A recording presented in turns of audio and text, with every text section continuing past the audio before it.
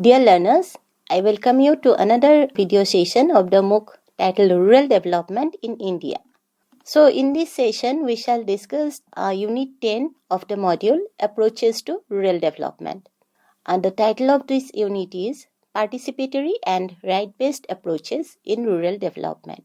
In this unit, we shall deliberate upon two important approaches to rural development, that is participatory and right-based approach to rural development. So first, let us discuss what is this participatory and right-based approach. The participatory and right-based approach to rural development represents a significant shift from traditional top-down welfare models to bottom-up people-centered development strategy. In this approach, rural development is not viewed merely as the delivery of benefits by the state, but as a process of realizing fundamental human rights where rural citizens are active agents rather than passive recipients. So it emphasizes community participation, empowerment, equity, and accountability, ensuring that development interventions are inclusive, sustainable, and responsive to local needs. So, this approach is particularly relevant in Indian context, where rural development challenges are closely linked to social inequalities based on caste, gender, class, and regional disparities. So, first, let us discuss the participatory approach in rural development. So, the participatory approach in rural development is a people-centered strategy that emphasizes the active involvement of local communities in the entire development process. Unlike traditional top-down approach where decisions are taken by the external agencies or government officials, the participatory approach recognizes rural people as knowledgeable actors, who understand their problems, resources, and priorities best. So the participation is not limited to consultation or information sharing. It involves shared decision making, collective action, and community ownership of development initiatives. This approach strengthens democracy at the grassroots level and ensures that development interventions are relevant, inclusive, and sustainable.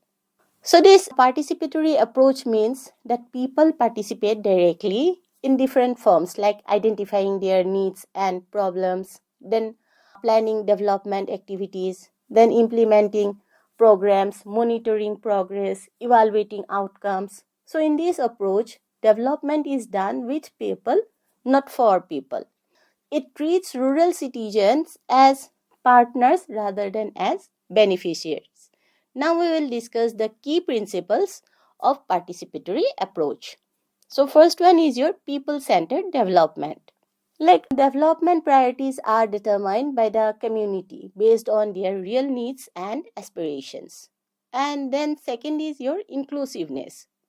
Special efforts are made to include marginalized groups such as women, SC, ST communities, landless laborers, then elderly people, and persons with disabilities, etc. Then local knowledge and indigenous practices. Like traditional knowledge related to agriculture, water management, forest, and livelihood is respected and integrated into development planning. Then another is your collective decision making.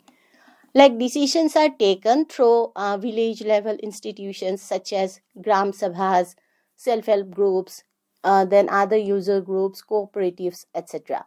Then under transparency and accountability, like open meetings, public records, and community monitoring, it ensures transparency and reduces corruption. Then in capacity building, communities are trained and supported to develop skills in leadership, planning, financial management, and monitoring. So participatory approach in Indian rural development programs. Many rural development programs in India incorporates these participatory principles. For example, community participation in planning and implementation, then the decentralization of decision making, social audits and public hearings, then community ownership of assets. So these measures strengthen transparency, accountability, and effectiveness. Now let us discuss the key principles of this participatory and right-based approach. First one is your empowerment of marginalized groups.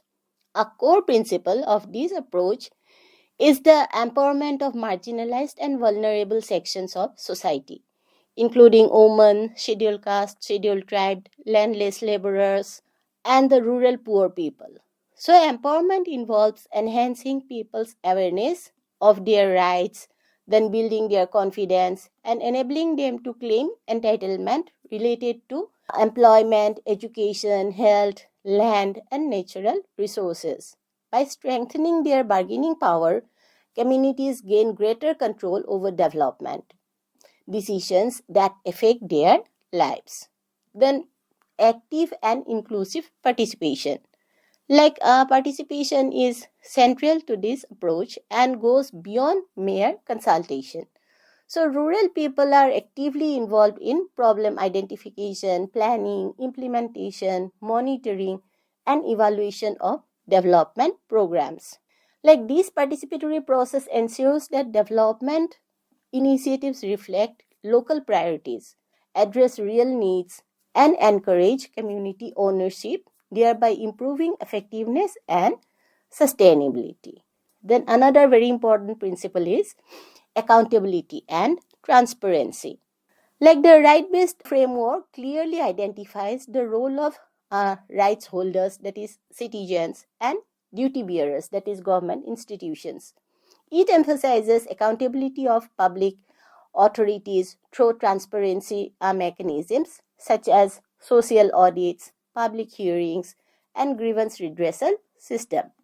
So these mechanisms help to prevent corruption, ensures proper utilization of resources, and strengthen democratic governance at grassroots level. Then another important principle is recognition of local knowledge and capacity building. So the approach values indigenous knowledge, traditional practices, and local institutions. It focuses on building human and institutional capacities through community-based organizations such as self-help groups, user groups, cooperatives, and village communities.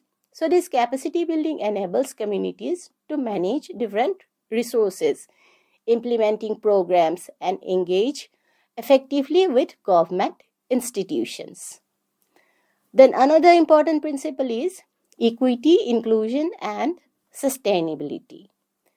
Participatory and right-based development seeks to address structural inequalities and social exclusion.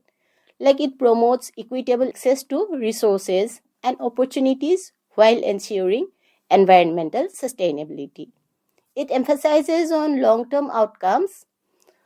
It ensures that development benefits are not only inclusive but also durable and intergenerational. So, implementation of participatory and right-based approach in India, the 73rd Constitutional Amendment Act in 1992 provides the legal foundation for participatory rural development in India by establishing Panchayati Raj institutions as units of local self-government. Through democratic decentralization, these Panchayati Raj institutions enable community participation in planning, decision-making, and implementation of rural development programs. Several flagship government schemes reflect the principles of participatory and right-based development. They are, some of them are discussed here, Mahatma Gandhi National Rural Employment Guarantee Act, which is also known as MGNREGA. So this is a landmark right-based legislation that guarantees at least 100 days of wage employment to rural households. So it recognizes employment as a legal right and ensures decentralized planning through Gram Sabhas and Gram Panchayat. So the mandatory provision of social audit strengthens this transparency and accountability. Then another one is your Deen Dayal Antyodaya Yojana, National Rural Livelihood Missions, DAY NRLM. So it adopts a participatory approach by organizing poor rural households into women-led self-help groups and their federations. These institutions enhance financial inclusion, promote livelihood diversification, and empower women socially and economically, thereby strengthening the grassroots of democracy. Then another example is Jal Jeevan Mission. So the Jal Jeevan Mission aims to provide functional tap water connections to all rural households. It emphasizes community participation, village level water committees, and local management of water resources, promoting sustainable and community ownership. Then another is your Swavamita scheme. So this scheme uses modern technology such as drone to survey rural land and issue property cards. By securing land ownership rights, the scheme reduces disputes, enhances tenure security, and enables rural households to access institutional credit, thereby strengthening economic empowerment. So now let us discuss the challenges in the implementation of these schemes. Like despite notable progress, the participatory and right-based approach faces several challenges like elite capture, where local elites dominate the decision-making process, often undermines genuine participation. Then gender inequality, including proxy representation of elected women representatives by male relatives, then limits women's effective leadership, bureaucratic hurdle, lack of capacity at grassroots level, and a digital divide further restricts meaningful community engagement.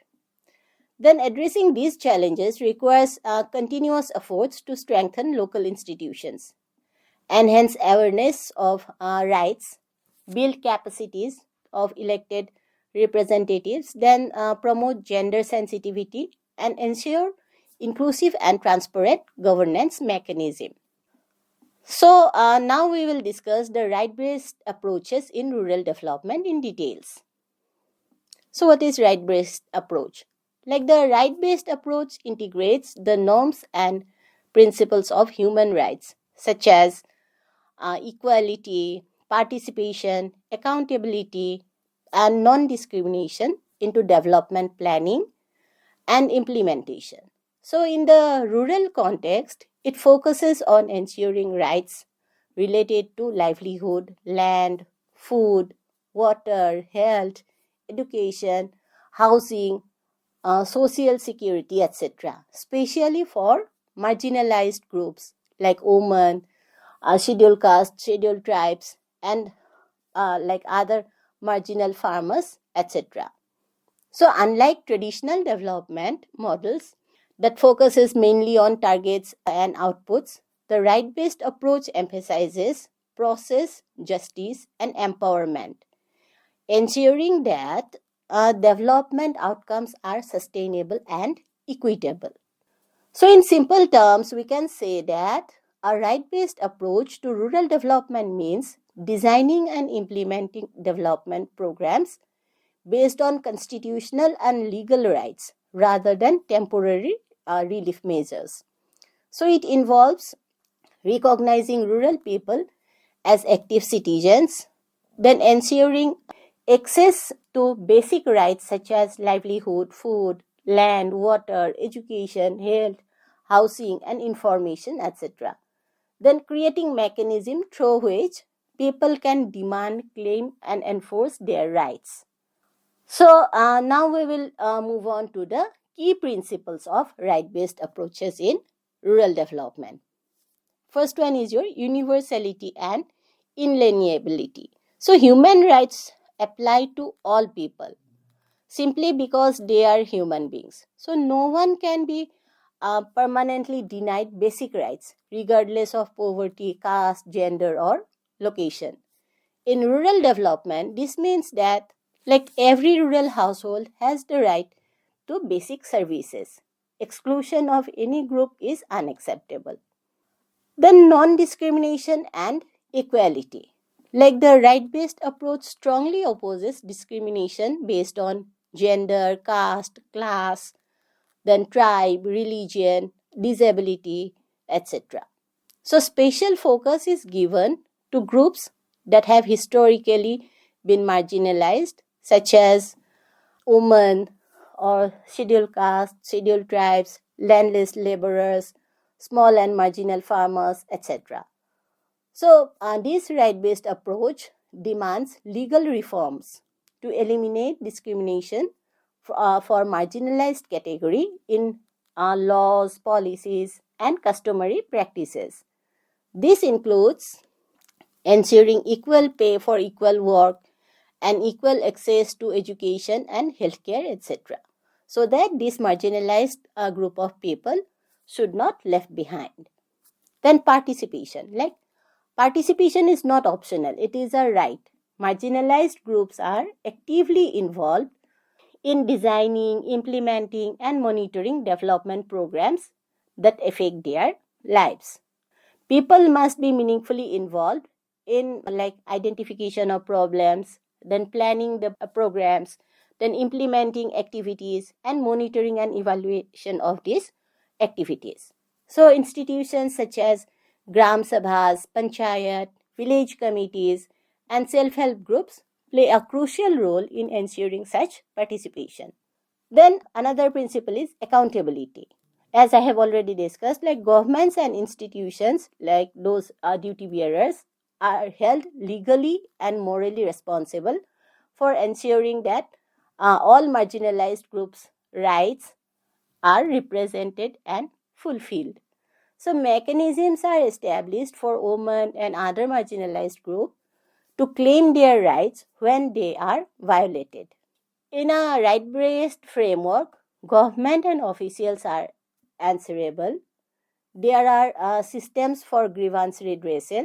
Then transparency is ensured through social audits, public disclosure, and right to information. So if rights are denied, people have the right to seek remedies. Then another principle is empowerment. Like empowerment lies at the heart of the right-based activity. So it involves awareness of rights, then capacity building, then collective organization. So when people understand their rights and how to claim them, development becomes more sustainable and democratic. Like this approach focuses on providing women and other marginalized category with the knowledge, resources, and support.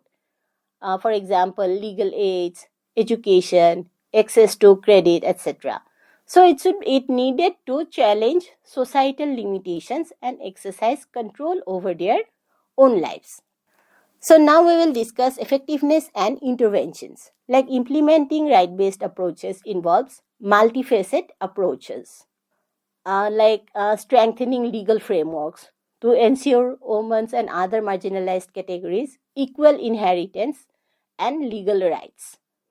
Then raising awareness and challenging harmful social norms through community mobilization and engagement with local leaders.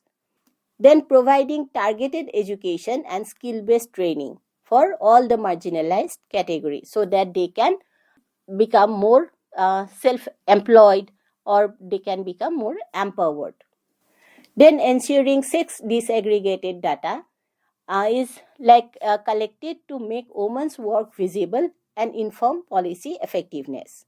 So from need-based to right-based development, traditional rural development programs were need-based. That means the poor needs food, water, job, housing, etc. And government provides schemes as welfare or charity. In a right-based approach, these are treated as entitlements like right to food, right to work and livelihood, then right to education and health, right to information and participation. Like people can demand this and seek remedy if they are denied. So this shift changes the power relationship between people and the state. So to understand the right-based approach better, let us compare it with the traditional need-based approach and right-based approach. So from this chart, you can see like in need-based approach, like people need food, but in right-based approach, people have a right to food. Then like government gives scheme under need-based approach, but government must ensure entitlement under right-based approach. Then welfare and charity like under need-based approach, but in right-based approach, it is a legal and constitutional obligations. Then in need-based approach, it is passive beneficiaries, but in right-based approach, it is active right holders. So this shift changes power relations by strengthening the voice of rural citizens. So here we will discuss some interventions like right-based interventions in rural context as illustrations like right to work and livelihood. Public employment schemes in rural areas attempt to give people a legal guarantee of work at a minimum wage. So this helps rural workers to avoid distress migration, then build community assets like ponds, roads, soils conservation, etc. Then demand timely payment, transparency, and social audits. Then right to food and nutrition. Under this, subsidized food grains, midday meals for school children, and nutrition programs for mothers and infants are based on the principles that no one should go hungry. Then in our right framework, access to food is not a charity but a basic human right. Then right to education and health. Like universal primary education and basic health services are considered as minimum social right. So rural development efforts include like building schools and healthcare centers, then ensuring teachers and health workers are present, then special incentives for girls, scheduled caste, scheduled tribe children, differently abled children, etc. Then right to information and good governance.